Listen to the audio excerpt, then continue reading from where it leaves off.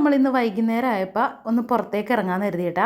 ഞാനും സുധുവും സുനിച്ചേട്ടനും മാത്രമല്ല, ഇന്ന് സഞ്ജു ഉണ്ട്, ഇന്ന് നമ്മുടെ മൈത്രിയമ്മയും കൂടി ഉണ്ട് കേട്ടോ. പിന്നെ ആശിൽ നമ്മുടെ കൂടെ എപ്പോഴും ഉണ്ടാവാറുണ്ടല്ലോ. അപ്പോൾ എന്തായാലും ഞങ്ങൾ ഇന്ന് പോയത് മുനമ്പം ബീച്ചിലാണ്.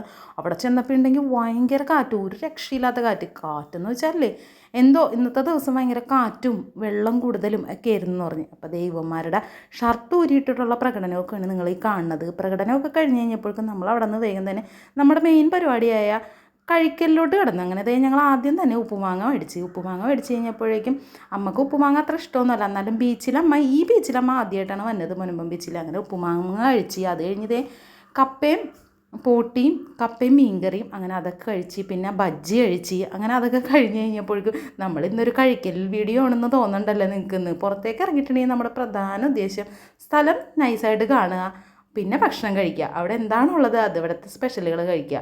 അതുകൊണ്ട് നമ്മൾ അവിടുത്തെ സ്പെഷ്യലായിട്ടുള്ള 2-3 പേരൊക്കെ ഞാൻ മറന്നുപോയി. 2-3 സ്പെഷ്യൽ മന്തികളും, പിന്നെ സുനിച്ചേട്ടന് ഇതുവരെ നാൻ എന്ന് പറഞ്ഞ സാധനം കഴിച്ചിട്ടില്ല.